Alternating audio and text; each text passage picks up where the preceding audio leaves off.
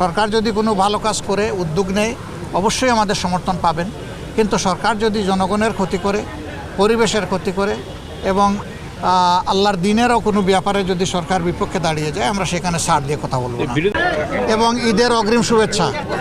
আর সবাই মিলে আসেন, আমরা আল্লাহর দরবারে দোয়া করি যেন সবাই মিলেমিশে দেশটাকে আমরা সুন্দর করতে পারি। এখানে সবাই অবদান রাখা দরকার। সরকারি দল, বিরোধী দল, নির্দলীয় যারা আছেন, এই সমাজকে আমরা ভালোবাসি। এই দেশ আমাদের প্রিয় দেশ। দেশ ভালো থাকলে ইনশাল্লাহ আমরা ভালো থাকব।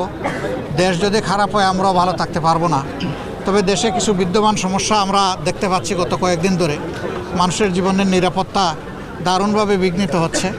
আমরা সরকারকে দৃষ্টি আকর্ষণ করব যে এইদিকে সরকার যেন যথাযথ মনোযোগ দেন এবং বিশেষ করে সরকার দলীয় কেউ যেন এই সমস্ত অপরাধের দায়িত্ব না নিয়ে অপরাধীদের পাশে না দাঁড়ান।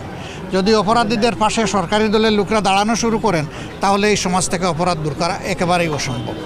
তারা যদি সদিচ্ছার পরিচয় দিতে পারেন সমাজটা ভালো হবে, আমরা এটা আশা করতে পারি। আমরা দেখতে চাই যে সমাজ ভালো হবে ইনশাল্লাহ। বিরোধী দলীয় নেতা হিসেবে আসি নাই, আমি শফিকুর রহমান হিসেবে আপনাদের মানুষ আপনাদের কাছে এসেছে, এটাই আমার অনুভূতি।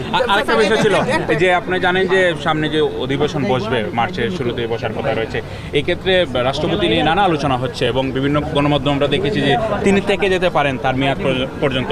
আপনারা বিরোধী দল নেতা হিসেবে আপনারা কি অভিশংসন জানাবেন কিনা অধিবেশনে রাষ্ট্রপতি? আমরা এই ব্যাপারে এখনো দলীয় ফোরামে সেরকম কোনো বড় পরিসরে আলোচনা করি নাই। আমরা সবগুলা বিষয়ে আলাপ আলোচনা করে যেটা দেশের জন্য কল্যাণকর হবে, মঙ্গলজনক হবে, সেই সিদ্ধান্তই নেব। ওই যে বললাম অবস্থা ভালো নেই এবং এর জন্য ইতিমধ্যে সরকার দলের কিছু গুরুত্বপূর্ণ দায়িত্বশীল ব্যক্তি এমনকি মন্ত্রী পর্যায় থেকে এমন কিছু কাঁচা কথাবার্তা বলেছেন যেটা সমাজকে এখন অস্থির করে তুলছে এবং অপরাধকে উস্কে দিচ্ছে। এই সমস্ত দায়িত্বজ্ঞানহীন কাণ্ড কারখানা চলতে থাকলে এই দেশ ভালোর দিকে যাবে কীভাবে? দায়িত্ব মূলত সরকারকেই নিতে হবে। আর আমাদের অবস্থান হচ্ছে যে তাওয়ানু আলাল বিররি ওয়াত তাকওয়া ওয়ালা তাওয়ানু আলাল ইসমি ওয়াল উদওয়ান। সরকার যদি কোনো ভালো কাজ করে উদ্যোগ নেয় অবশ্যই আমাদের সমর্থন পাবেন, কিন্তু সরকার যদি জনগণের ক্ষতি করে, পরিবেশের ক্ষতি করে এবং আল্লাহর দিনেরও কোনো ব্যাপারে যদি সরকার বিপক্ষে দাঁড়িয়ে যায় আমরা সেখানে ছাড় দিয়ে কথা বলবো না। বিরোধী দল হিসেবে আপনাদের ভূমিকাটা কি থাকবে? এই তো দেখবেন ইনশাআল্লাহ। বিরোধী দল হিসাবে তো সংসদে গেলে দেখবেন।